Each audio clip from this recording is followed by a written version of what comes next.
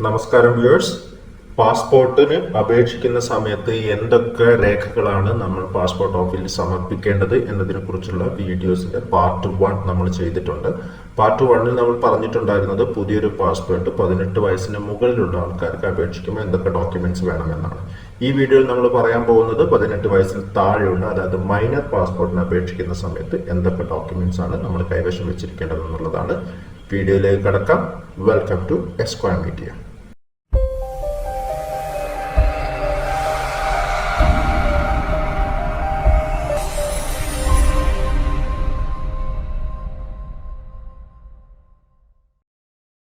പതിനെട്ട് വയസ്സിന് താഴെയുള്ള കുട്ടികളുടെ പുതിയ പാസ്പോർട്ടിന് അപേക്ഷിക്കുന്ന സമയത്തും 3 തരം ഡോക്യുമെന്റ്സ് ആണ് നമ്മുടെ കൈവശം ഉണ്ടായിരിക്കേണ്ടത്. ഒന്ന്, അവരുടെ പ്രസന്റ് അഡ്രസ്സ് തെളിയിക്കുന്ന ഒരു ഡോക്യുമെന്റ്. രണ്ടാമത്തത്, അവരുടെ ജനനത്തീയതി തെളിയിക്കുന്ന ഡോക്യുമെന്റ്.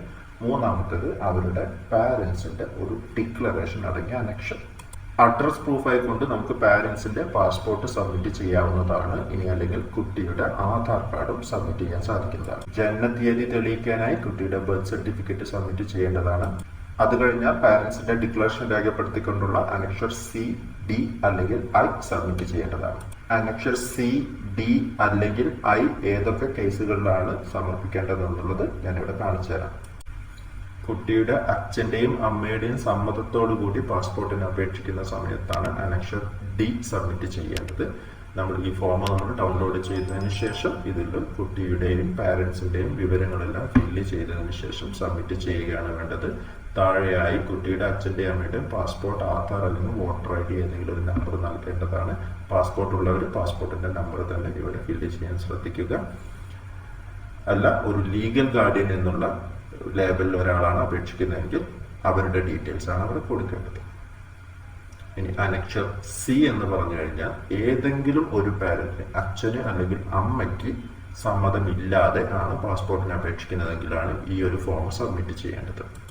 ഏതെങ്കിലും ഒരു പാരന്റ് മരണപ്പെടുകയോ അല്ലെങ്കിൽ പാരന്റ് പുറത്തെവിടെയെങ്കിലും ആയിരിക്കുകയോ, ഇനി അതല്ല പാരന്റ്സിന്റെ ഡൈവോഴ്സ് കേസോ സെപ്പറേഷനോ, അങ്ങനെ ഒരുമിച്ച് താമസിക്കാത്ത പാരന്റ്സ്, ഇങ്ങനത്തെ കേസുകളിലൊക്കെ ഈ ഒരു ഫോമിലായിരിക്കും നമ്മൾ കൺസെന്റ് നൽകേണ്ടത്.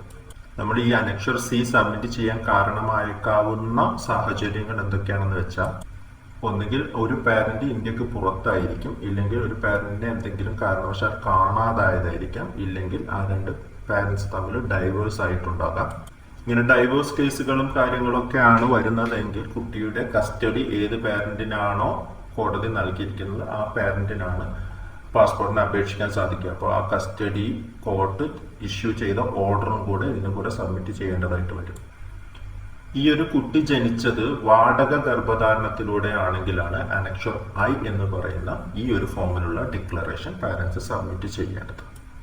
പുതിയ പാസ്പോർട്ടിന് അപേക്ഷിക്കുന്നത് എങ്ങനെയാണെന്നും അതുപോലെ പാസ്പോർട്ട് പുതുക്കുന്നത് എങ്ങനെയാണെന്നുള്ള വീഡിയോസ് ചാനലിൽ ചെയ്തിട്ടുണ്ട്. ആ ഓരോ വീഡിയോസിലും നിങ്ങൾക്ക് കാണാം. നമ്മൾ ഡേറ്റ് ഓഫ് ബർത്തിന്റെ അതുപോലെ അഡ്രസ്സിന്റെ ഒക്കെ പ്രൂഫായിട്ട് എന്ത് ഡോക്യുമെന്റ് ആണ് സബ്മിറ്റ് ചെയ്യേണ്ടത് എന്ന് തിരഞ്ഞെടുക്കാനുള്ള ഒരു പേജ് വരുന്നുണ്ട്. മൈനർ പാസ്പോർട്ടിന് അപേക്ഷിക്കുന്ന സമയത്ത് ആ ഒരു പേജിൽ നിങ്ങൾക്ക് annexure I, annexure C, annexure D ഏതാണോ നിങ്ങൾക്ക് ആവശ്യം അത് ഡൗൺലോഡ് ചെയ്യാനുള്ള ലിങ്കും കൂടെ വരുന്നതാണ്. ആ ഒരു പേജിൽ നിങ്ങൾക്ക് ഏത് ഫോമാണ് വേണ്ടത് എന്നുള്ളത് വെച്ചാൽ അത് ഡൗൺലോഡ് ചെയ്ത് പ്രിന്റ് ചെയ്ത് അത് ഫില്ല് ചെയ്തതിന് ശേഷം നിങ്ങൾ അപ്പോയിന്റ്മെന്റിന് പാസ്പോർട്ട് ഓഫീസിൽ പോകുന്ന സമയത്ത് കൈവശം വയ്ക്കുക. നിങ്ങൾ സമർപ്പിക്കുന്ന അപേക്ഷ 15 വയസ്സിന് മുകളിലുള്ള ഒരു മൈനർ ആപ്ലിക്കന്റിന് വേണ്ടിയാണെങ്കിൽ, നിങ്ങൾ 10 വർഷ വാലിഡിറ്റിയോട് കൂടിയുള്ള പാസ്പോർട്ടിനാണ് അപേക്ഷിക്കുന്നതെങ്കിൽ, നിങ്ങൾ ആ കുട്ടി നോൺ ECR കാറ്റഗറിയിൽ പെടുന്ന കുട്ടിയാണെങ്കിൽ അത് തെളിയിക്കാനുള്ള ഡോക്യുമെന്റ്, അതായത് ആ കുട്ടിയുടെ SSLC സർട്ടിഫിക്കറ്റ് കൂടെ ഇതിൻ്റെ കൂടെ സബ്മിറ്റ് ചെയ്യേണ്ടതായിട്ട് വരും. അത് സബ്മിറ്റ് ചെയ്താൽ മാത്രമേ നോൺ ECR കാറ്റഗറിയിലുള്ള പാസ്പോർട്ട് കിട്ടുകയുള്ളൂ. ഇതത് നമുക്ക് സബ്മിറ്റ് ചെയ്യാൻ സാധിക്കുന്നില്ലെങ്കിൽ കുട്ടിയുടെ പാസ്പോർട്ട് എമിഗ്രേഷൻ ക്ലിയറൻസ് റിക്വയർഡ് എന്നുകൂടെ ടൈപ്പ് ചെയ്തു വരുന്നതാണ്. 10 വർഷ വാലിഡിറ്റിയുള്ള പാസ്പോർട്ടിന് അപേക്ഷിക്കുന്ന സമയത്ത് മാത്രമേ ഈ ഒരു പ്രശ്നമുള്ളൂ. പിന്നെ നിങ്ങൾ 15 വയസ്സിന് മുകളിലുള്ള ഒരു കുട്ടിക്ക് 5 വർഷ വാലിഡിറ്റിയോടുള്ള പാസ്പോർട്ടിനാണ് അപേക്ഷിക്കുന്നതെങ്കിൽ ഈ ഒരു ഡോക്യുമെന്റ് ആവശ്യമുണ്ടാവില്ല.